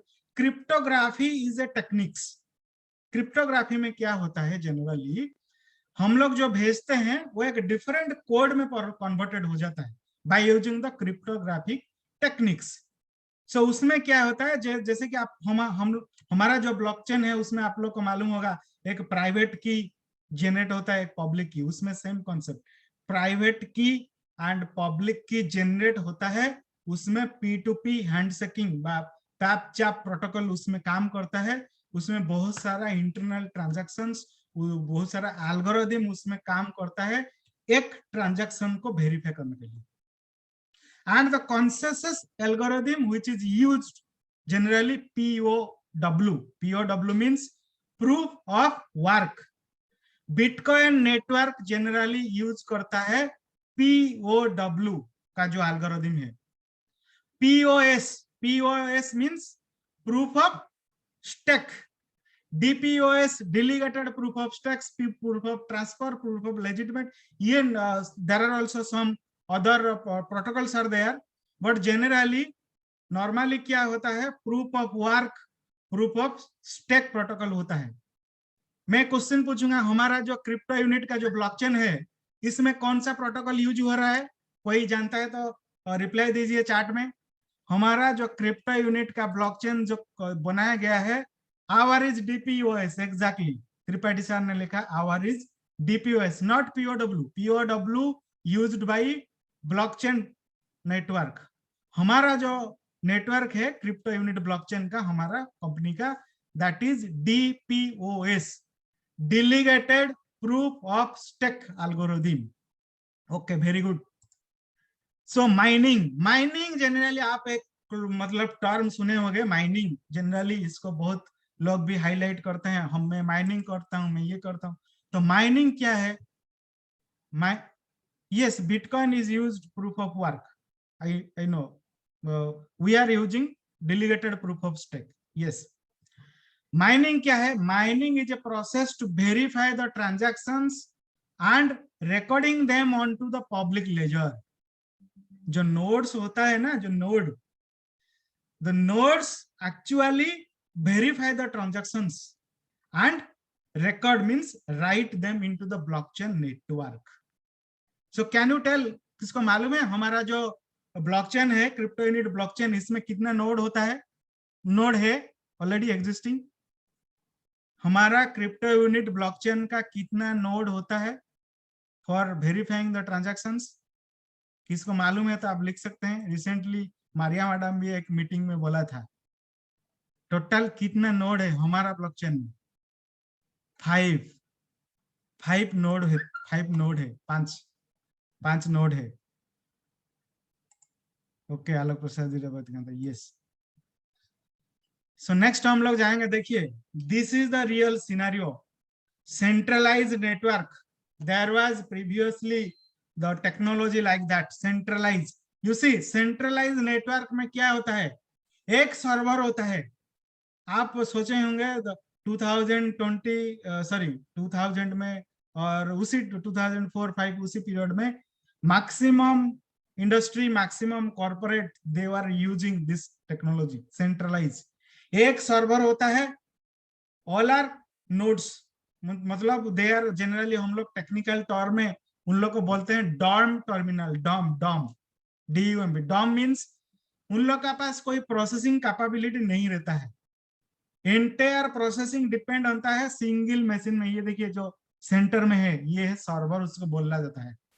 तो एक दिन सर्वर डाउन हो जाएगा ना, आपका एंटायर ट्रांजैक्शंस डाउन. जैसे कि आप लोग देखे होंगे, पहले रेलवे में जाते हैं, क्या लिंक डाउन, सर्वर डाउन, हम लोग वेट करते हैं, फिर जब सर्वर लिंक आता है फिर हम लोग ट्रांजैक्शंस करते हैं. सो देखिए, डिसेंट्रलाइज्ड, देन बाद में आया डिसेंट्रलाइज में क्या हुआ? सपोज देखिए, एक सर्वर हो गया दिल्ली में, उसमें जो नोड से उसको कंट्रोल करता है. सपोज उन लोग का एक ऑफिस है बॉम्बे, वहां पे एक सर्वर रख दिया, वो उसका लोकल प्रोसेसिंग करता है. एक ऑफिस सपोज हो गया भुवनेश्वर में एक सर्वर बिठा दिया. ये डिसेंट्रलाइज मीन्स पावर धीरे धीरे डिस्ट्रीब्यूट हो गया, but that is not fully distributed. आप डिस्ट्रीब्यूटेड टेक्नोलॉजी देखिए, जो ब्लॉकचेन है, blockchain uses distributed network. Distributed में देखिए, एवरी नोड, जो नोड होता है वो इंटरकनेक्टेड है. All the nodes having database. मैं आपको पहले बोला कि सब नोड का पास डाटाबेस रहता है. सो कोई भी ट्रांजैक्शंस होता है, वो इंटरनली उन लोग का डाटाबेस को चेक करके वो लोग क्या करता है ना, वो लोग प्रोसेसिंग करके उसको रिकॉर्ड को एंट्री करते हैं, इफ इट इज वैलिड और नॉट. ओके, सो देखिए, ये एक छोटा सा एग्जांपल मैं दिया हूं, how blockchain technology works. A user request for a transactions. Suppose मैं कुछ डिजिटल करेंसी या डिजिटल एसेट आलोक सर को भेजना चाहता हूं. सो मैं एक ट्रांजैक्शन मीन्स एक एड्रेस देके एक ट्रांजैक्शन इनिशिएट करूंगा. क्या होगा उसका बाद? Blockchain representing the transaction is created, एक ट्रांजैक्शन क्रिएट होगा, एक ब्लॉक क्रिएट होगा। उसमें क्या रहेगा, सेंडर, रिसीवर, नॉन्स वैल्यू, बहुत सारा चीज, और हेडर्स, ये बहुत सारा चीज रहता है। Then requested transaction is broadcasted to the P2P network. जो नेटवर्क में दिखाया ना, उसमें सबको क्या होता है, ब्रॉडकास्ट। ब्रॉडकास्ट मीन्स सबका पास जाता है। Network of the nodes validates the transaction. जितना भी नोड्स होते हैं सब लोग इसको वैलिडेट करते हैं, not a single node. Suppose हमारा 5 नोड है, हमारा 5 नोड इसको वैलिडेट करेंगे। कोई एक नोड वैलिडेट नहीं करेगा तो आपका ट्रांजैक्शन सक्सेसफुल नहीं होगा, उसमें एरर आ जाएगा, कुछ भी डिफरेंट। सो इसमें क्या होता है कि more than one persons, more than one nodes are these nodes are basically called as miners, mining machines. So verified transactions is combined with the other transactions to create a new block of data for the ledger. जब transactions validated हो जाता है, transaction validation होने का बाद एक separate block create हो जाता है, फिर वो ब्लॉक जाके हमारा डाटाबेस में ऐड हो जाता है। ठीक है, सो ये है हमारा ट्रांजैक्शंस का जो प्रोसेस है। न्यू ब्लॉक ऐड है, देन ट्रांजैक्शंस कंप्लीट हो गया। देन हम लोग देखेंगे कि व्हाट इज स्मार्ट कॉन्ट्रैक्ट। इसमें ब्लॉकचेन तो समझ में आ गया। सो स्मार्ट कॉन्ट्रैक्ट क्या है? Smart contracts are self executing contracts which contains the term and condition of an agreement between the players. जैसे कि अलग सर ने एक स्लाइड में बताया डिजिटल कॉन्ट्रैक्ट। जो डिजिटल कॉन्ट्रैक्ट होता है वो अभी जो डिजिटल कॉन्ट्रैक्ट बनेगा वो बाय यूजिंग स्मार्ट कॉन्ट्रैक्ट ही बनेगा। तो उसमें क्या होता है, उसमें कुछ कोड्स होता है, कुछ प्रोग्राम्स होता है। सेल्फ एग्जीक्यूटेड मींस सपोज कोई प्रोग्राम बन गया कि एक पर्टिकुलर टाइमिंग में ये इवेंट होना चाहिए। सपोज मैं एक छोटा सा एग्जांपल देता हूं आप लोग के लिए। सपोज मैं एक फ्लाइट बुकिंग किया, फ्लाइट में ऐसा कंडीशन है कि सपोज फ्लाइट आधा घंटा लेट होगा तो मेरे को इतना परसेंटेज 50 या 100% जो भी मेरा टिकट फेयर मेरे को रिटर्न मिलेगा। सपोज फ्लाइट लेट होता है तो उसमें सपोज डिजिटलाइज एक स्मार्ट कॉन्ट्रैक्ट में लिखा गया है। तो नॉर्मली क्या होता है, सपोज नॉर्मल आज का डेट में नॉर्मली सपोज फ्लाइट लेट हो गया, सपोज मैं एक दिन सपोज जा रहा हूँ कि फ्लाइट कुछ कारण से लेट हो गया कि डिले हो गया, तो मैं इसी उस मोमेंट में फ्लाइट टोटल गया ही नहीं। मैं क्या करूंगा, मैं जाऊंगा वो अथॉरिटी, सपोज एयर इंडिया का फ्लाइट है, एयर इंडिया का काउंटर में जाके मैं कंप्लेन करूंगा, फिर एक प्रोसेस जनरेट होगा, वो एग्जीक्यूट होगा। लेकिन स्मार्ट कॉन्ट्रैक्ट में क्या होता है, स्मार्ट कॉन्ट्रैक्ट में आपको किसी का पास जाना नहीं पड़ेगा। Everything is written, all the terms condition written. If that condition मतलब not satisfied, automatically smart contract will execute. समझ गया ना? It eliminates the need of intermediaries and escrow service. जैसा कि सपोज सोचिए आप एक हाउस रेंट का एग्रीमेंट किया, सपोज आप लैंडलॉर्ड है, कोई सपोज रेंट जो रेंट रहता है उसमें आपका जो टर्म कंडीशन है वो डिनाई किया, आप क्या करेंगे? आप जाएंगे कोर्ट को और जाएंगे लॉयर के पास जो एग्रीमेंट बनाया था, तो वो फिर आपको एक लीगल नोटिस एक मतलब जनरेट करके उसको भेजेगा। तो इसमें क्या होता है, एक लॉयर हो गया, कोर्ट हो गया, ये इंटरमीडिएटरीज है। लेकिन स्मार्ट कॉन्ट्रैक्ट में क्या होता है, ब्लॉकचेन टेक्नोलॉजी में कोई इंटरमीडिएटरी नहीं रहता है। जब कंडीशंस फुलफिल नहीं होता है, एवरी टाइम वो कंडीशन चेक करता है सम इंटरवल। जब कंडीशन फुलफिल नहीं होता है, ऑटोमेटिकली स्मार्ट कॉन्ट्रैक्ट एग्जीक्यूट हो जाता है। So it eliminates the intermediaries. It executes in blockchain's decentralized platform.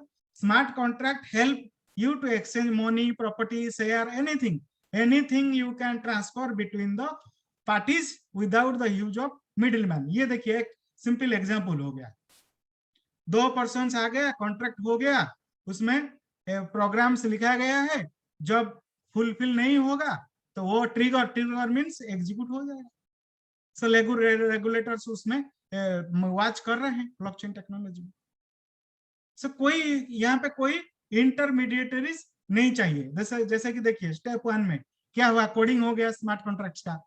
एक लैंग्वेज होता है सॉलिडिटी लैंग्वेज, अदर भी कुछ लैंग्वेजेस है, उसमें कोडिंग हो गया है, जिसका जो लैंग्वेज हमारा C++ भी लिखा है, हमारा जो लैंग्वेज है crypto unit blockchain. Then distributed ledger system में इसको इंप्लीमेंट कर दिया गया है। देन एग्जीक्यूशन, हमारा देखिए जो जो ट्रांजैक्शंस होता है वो सब स्मार्ट कॉन्ट्रैक्ट लिखा गया है, जो terms and conditions functions already लिखा गया है। जब सपोज आप लोग स्टेकिंग करते हैं, यूएनटीबी स्टेकिंग करते हैं, सीआरयू स्टेकिंग करते हैं, एवरीथिंग वो स्मार्ट कॉन्ट्रैक्ट करता है इंटरनली, कोई मैनुअली बैठ के उसमें नहीं करता है। ओके, सो ये हो गया ट्रेडिशनल एंड स्मार्ट कॉन्ट्रैक्ट में डिफरेंस क्या है।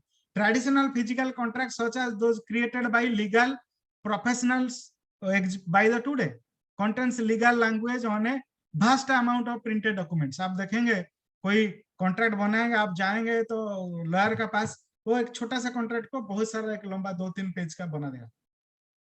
Traditional physical contracts heavily rely on the third parties for enforcement, they cannot be misinterpreted। Third parties उसमें रहते हैं, विदाउट थर्ड पार्टी आप उसमें कुछ नहीं कर सकते हैं, थर्ड पार्टी का इन्वॉल्वमेंट रहेगा ही रहेगा। So smart contracts often created by the computer programmers using smart contract development tools. They are entirely digital and written in programming language such as Solidity, C++, Go, Python, Java। I think जो लोग computer related है वो लोग सब जो मतलब ये जो प्रोग्रामिंग लैंग्वेजेस है उन लोग को जानते होंगे कि डिफरेंट प्रोग्रामिंग लैंग्वेजेस से इसमें लिखा जाता है smart contract. Code defines the rules and consequences, starting the obligations, benefits, penalties, everything उसमें लिखा जाता है। क्या होगा, क्या टर्म कंडीशन रहेगा, टर्म कंडीशन फिलअप नहीं होगा तो क्या एग्जीक्यूट होगा, सो पेनल्टी क्या रहेगा, एवरीथिंग उसमें रहता है। So automatically executed by A distributed ledger system. उसको कोई एग्जीक्यूट करने मतलब टर्म कंडीशन फुलफिल नहीं होगा तो ऑटोमेटिकली स्मार्ट कॉन्ट्रैक्ट एग्जीक्यूट हो जाएगा। ओके, जैसे कि आलोक सर ने बताया था, हम लोग आप लोग को कुछ इंपॉर्टेंट इंफॉर्मेशन देंगे आज जो अपडेट्स है। हम लोग का जो न्यू डिजिटल इवोल्यूशन आने वाला दिन में आ रहा है, ये ब्लॉकचेन का ऊपर ही चलेगा, स्मार्ट कॉन्ट्रैक्ट में ही यूज होगा। अभी रिसेंटली ये 16 जून का ही न्यूज है, जो एक वेबसाइट ने दिया गया था, आप उसमें जाके देख सकते हैं। SBI, HDFC, ICICI bank and other 12 other banks are joining forced to use a blockchain to power the letters of the credit, a move to the boon to the MSME। MSME जो medium scale and medium enterprises के लिए एक boom है, आप पूरा detail use इधर देख सकते हैं। Indian banks blockchain infrastructure company एक जनरली क्रिएट हुआ है, कंपनी प्राइवेट लिमिटेड, उसका नाम है IBBIC, is a coalition of 15 banks including ICICI bank, HDFC bank, RBL bank, SBI and Canara bank. उसका ऑब्जेक्टिव क्या है, the system will based on Infosys Pinnacle connect. Infosys का एक ERP होता है पिनाकल, उसका नाम है, इन्फोसिस उसको मैनेज करता है। ए ब्लॉकचेन बेस्ड प्लेटफॉर्म। देखिए धीरे धीरे इंडिया में भी ब्लॉकचेन का बहुत मतलब तेजी से भी काम हो रहा है।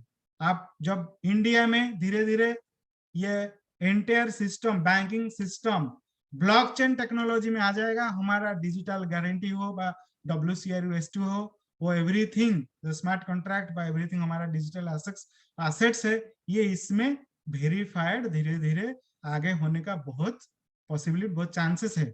जब तक मतलब धीरे धीरे देखिए, अभी पहले ब्लॉकचेन का ऐसा कुछ नहीं हो रहा था, अभी धीरे धीरे ब्लॉकचेन टेक्नोलॉजी में और दूसरा जैसे कि इटली में होने वाला है जुलाई 3rd and 4th को, जो इटली कांग्रेस, नेक्स्ट स्लाइड में हम लोग देखेंगे। तो हमारा इंडिया में भी तो ब्लॉकचेन टेक्नोलॉजी का धीरे धीरे यूज होने वाला जा रहा है। सो हम सब लोग सबके लिए खुशी का मतलब आप बोल सकते हैं, this good information for us, हमारा जो डिजिटल एसेट के लिए, डिजिटल STO के लिए। सो फ्यूचर टेक्नोलॉजी में हमारा भी जो पोर्टफोलियो है, हमारा जो एसेट है, ये ब्लॉकचेन टेक्नोलॉजी में धीरे धीरे बैंकिंग के साथ टाई अप होगा।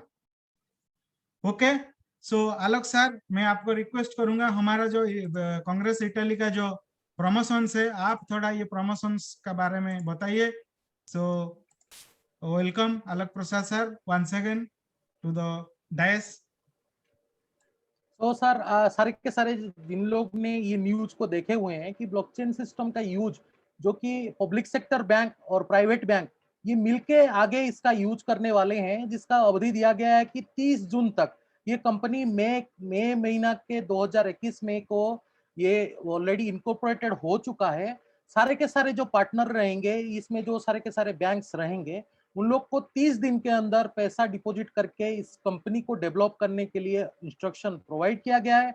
और आगे 1 साल के अंदर, जैसे आप ये न्यूज को अगर फॉलो करेंगे उसमें आप पढ़ पाएंगे, नेक्स्ट 1 साल के अंदर ये जो ब्लॉकचेन बेस्ड बैंकिंग सिस्टम है इसको फुल्ली वर्क प्लेस में लाया जाएगा, जिसके तहत letter of credit, bank guarantee, सारे के सारे चीज प्रोवाइड किया जाएगा ऑन ब्लॉकचेन। क्योंकि एक जनरली होता क्या है, सुविधा क्या होता है कि बैंक को बहुत सारे पेपर वर्क करना पड़ता है, बहुत सारे पेपर को संभाल के रखना पड़ता है, बहुत सारे सर्वर्स को एंगेज करना पड़ता है। अगर ये ब्लॉकचेन के ऊपर आ जाता है, जैसे आपको सर ने बताया हुआ था कि ये डिसेंट्रलाइज्ड सिस्टम है जिसमें कोई भी किसी को डाटा रखने का जरूरत नहीं, कहीं से भी अगर खो जाता है एक दूसरे जगह से वो मिल सकता है, एक दूसरे कंप्यूटर दूसरे नोड के ऊपर वो रहता है, तो we can access it easily. तो चलिए हम लोग देखते हैं। तो आप सारे सारे लोगों को जो आज इस वेबिनार में आए हुए हैं, उन सारे लोगों को इनविटेशन दिया जाता है कि जो कांग्रेस इटली 2021 होने वाला है रिगार्डिंग एनडी प्रोजेक्ट एंड यूगेन के बारे में, जिसमें सारे के सारे जो इंफॉर्मेशन एंड नॉलेज शेयर किया जाएगा।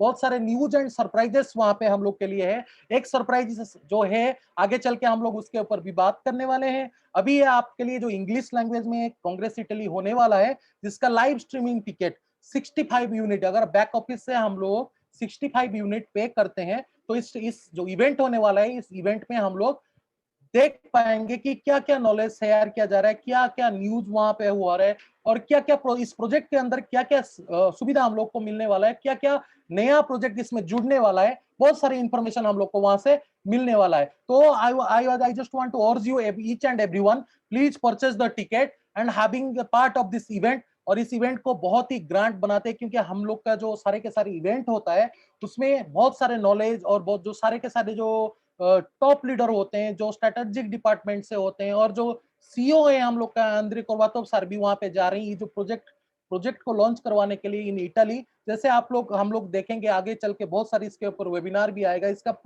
जो प्रोजेक्टेड जो रखा गया है टर्नओवर, इसमें से कितना आएगा, क्या उसके ऊपर प्लानिंग है, उसके बारे में भी आगे चल के जानेंगे। तो फिलहाल जो आप देख पा रहे हैं कि जो एनडी का कांग्रेस इटली का जो टिकट है उसका करंट प्राइस जो है आप देख पा रहे हैं 290 यूरोस। अगर हम लोग बैक ऑफिस से पे करना चाहेंगे तो 375 यूनिट्स हम लोग को पे करना पड़ेगा, जिसके लिए आपको कांग्रेस इटली में जाके रोम में देख पाएंगे फिजिकली। और एक है जो 350 यूरो आप देख रहे हैं टिकट का प्राइस, अगर हम लोग बैक ऑफिस से उसको पे करते हैं तो उसको 450 यूनिट हम लोग को पे करना पड़ेगा, जिसके लिए ओनली 60 सीट है, जहां पे आप वेबिनार का भी मजा ले सकते हैं और डिनर और गाला का जो प्रोग्राम है उसका भी मजा ले सकते हैं। और अगर हम लोग जा नहीं पा रहे हैं तो जो अभी लाइव स्ट्रीमिंग का टिकट, जिसमें कोई लिमिट नहीं, आप कभी भी कहीं से भी एक्सेस कर सकते हैं, जिसके लिए हम लोग को 50 यूरो का पेमेंट करना पड़ रहा है। और जो आप देख पा रहे हैं, अगर हम लोग बैक ऑफिस से इस टिकट को परचेज करें तो उसके लिए हम लोग को 65 यूनिट का लागत लग रहा है।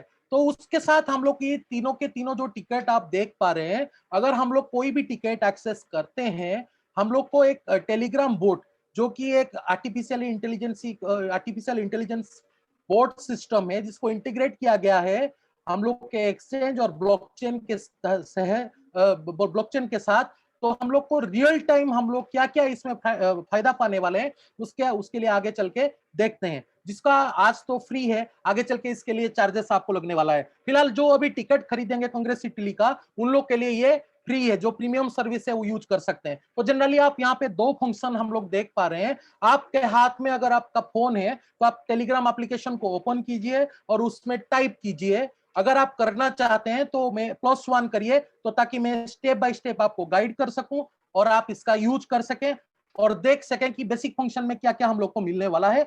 तब जाके आप जब टिकट खरीदेंगे उसमें से देख पाएंगे कि आप लोगों को क्या प्रीमियम फंक्शन में फायदा मिलने वाला है। तो मैं आपको बताता हूं, आप अपना टेलीग्राम का एप्लीकेशन ओपन कीजिए और वहां पे टाइप कीजिए, जो ऊपर राइट साइड टॉप कॉर्नर में आप देख पा रहे हैं सर्च बटन, उसके ऊपर टाइप कीजिए crypto underscore unit underscore info underscore board. ये जो नीचे दिखाया जा रहा है, ये जो नीचे आप देख पा रहे हैं, उसी को आप टाइप कीजिए, आपको एक क्रिप्टो क्रिप्टो इन्फो करके आएगा, दिखाएगा देगा आपको ऐसे क्रिप्टो करेंसी का जो लोगो रहेगा, उसके ऊपर आप क्लिक कीजिए। फिर आपको आगे चल के मैं बताऊंगा, फिर आपको एक स्टार्ट बटन मिलता है वहां पे। आप स्टार्ट बटन के ऊपर क्लिक करने के बाद आपको ऐसे बेसिक फंक्शन देखने को मिलेगा, जिसके तहत आप देख पाएंगे RAM का यूसेज कितना हो रहा है अपने ब्लॉकचेन के ऊपर, और एक RAM का प्राइस, रियल टाइम प्राइस अभी क्या चल रहा है उसको भी चेक कर पाएंगे, और यूएनटीबी का प्राइस क्या है उसको भी चेक कर पाएंगे, सीआरयू का प्राइस क्या चल रहा है उसको भी आप चेक कर पाएंगे, और यूएस का प्राइस क्या चल रहा है उसको भी चेक कर पाएंगे। Not only this basic function, आप जब आप कोई भी टिकट कांग्रेस इटली का खरीदते हैं तो आपको प्रीमियम फंक्शन भी एज वेल एज मिल जाता है। तो प्रीमियम फंक्शन में क्या क्या हम लोग को मिलने वाला है उसके बारे में हम लोग आगे चल के एक एक देखते हैं। तो चलिए देखते हैं प्रीमियम फंक्शन में हम लोग को क्या मिलने वाला है। जो टेलीग्राम बोट का जो सर्विस है, उसके तहत जब आप बार बार आपको ब्लॉकचेन अकाउंट आपका ओपन करने का कोई भी जरूरत नहीं है। जब अपना प्रीमियम फंक्शन चालू हो जाएगा, जब आप प्रीमियम फंक्शन को एक्टिव कर लेंगे अपने टेलीग्राम के ऊपर, बस आपका जो वॉलेट आईडी है स्लैश और आपका जो 12 डिजिट का वॉलेट आईडी है, जब आप वहां पे इनपुट कर देते हैं, तो जो ब्लॉकचेन का आपके ऊपर, ब्लॉकचेन के ऊपर जितने भी सारे आपके सीआरयू, डब्ल्यूसीआरयू, यूएनटीबी, यूएसडीयू किस अमाउंट में आपके पास है, आपको अपने हाथ में आप टेलीग्राम पे देख सकते हैं। और क्या हम लोग को फायदा मिलने वाला है इस प्रीमियम सर्विस में, आगे चल के देखेंगे। जैसे बार बार हम लोग रैम का प्राइस जानना चाहते हैं कि रैम हम लोग जो खरीदे हुए हैं जितना अमाउंट लगा के यूएनटीबी, उससे हम लोग को कितना फायदा मिल रहा है। जैसे आप ये ग्राफ देख पा रहे हैं, रियल टाइम ग्राफ, इसके तहत जब आप स्लैश आर ट्रेंड करके टाइप करते हैं तो आपको ये ग्राफ दिखाई देगा, और उसी ग्राफ से आप पता कर पाएंगे आज के दिन में रैम का प्राइस क्या चल रहा है और कैसे ऊपर या नीचे जा रहा है, जो आप ट्रेडिंग अपॉर्चुनिटी से आप अवेल कर सकते हैं। आगे चल के देखते हैं और एक फंक्शन हम लोग को मिलने वाला है इस प्रीमियम सर्विस के तहत, जिसको हम लोग अगर वहां पे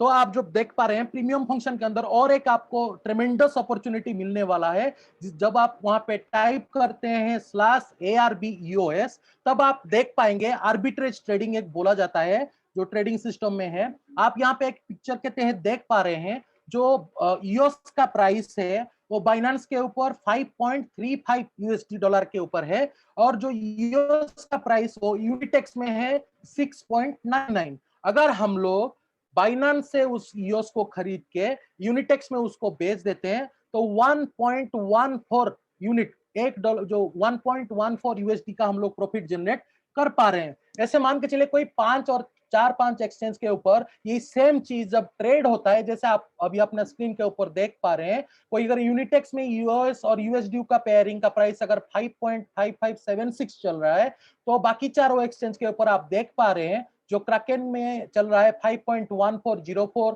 और जो बाइनेंस में चल रहा है 5.1650, क्यूकॉइन में चल रहा है यूएस का प्राइस 5.1653, और crypto.com में चल रहा है 5.1689। आप डिफरेंस देख पा रहे हैं कि यूएस जो यूनिटेक्स से यहाँ से कितना डिफरेंस है। जो जैसे आप देख पा रहे हैं कि आप यहाँ पे 7 से 12% का प्रॉफिट जनरेट कर पाएंगे।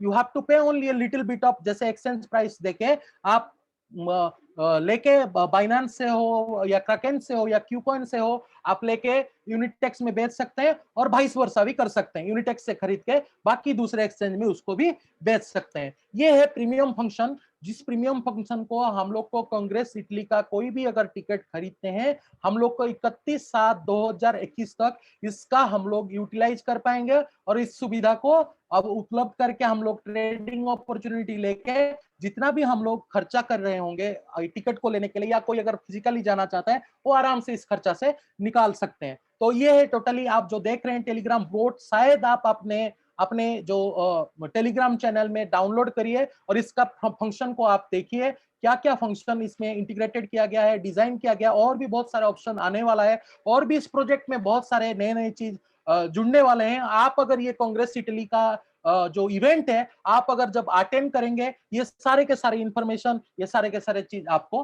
मिल जाएगा। तो this is all about the today webinar. आज के वेबिनार में आपको बहुत सारे इंफॉर्मेशन शेयर किया गया, बहुत सारे नॉलेज आप शायद यहाँ से गेन किए होंगे। अगर आपको कुछ इंफॉर्मेटिव नॉलेज यहाँ पे मिला हुआ है, प्लीज आप 1 से 10 हम लोग को एक दीजिए, अंक दीजिए in chat, so that we can, हम लोग को पता चलेगा कि हम लोग जो आज आपको नॉलेज शेयर किए हुए हैं आपके काम पे आ सके। Yes, thank you so very much. Thank you very much to everyone sir, आपको भी बहुत बहुत धन्यवाद। सबको शुभरात्रि, धन्यवाद। आपने हम लोग को अगेन हम लोग का और एक मीटिंग है सर, ये बहुत जल्दी क्लोज करना पड़ेगा इस जूम लिंक को। So thank you everyone, thank you very much, good night to everyone, see you again in the next week, और एक बहुत सारे अपडेट के साथ आपके सामने आएंगे। बहुत बहुत धन्यवाद। ओके, गुड नाइट, शुभरात्रि, बाय बाय।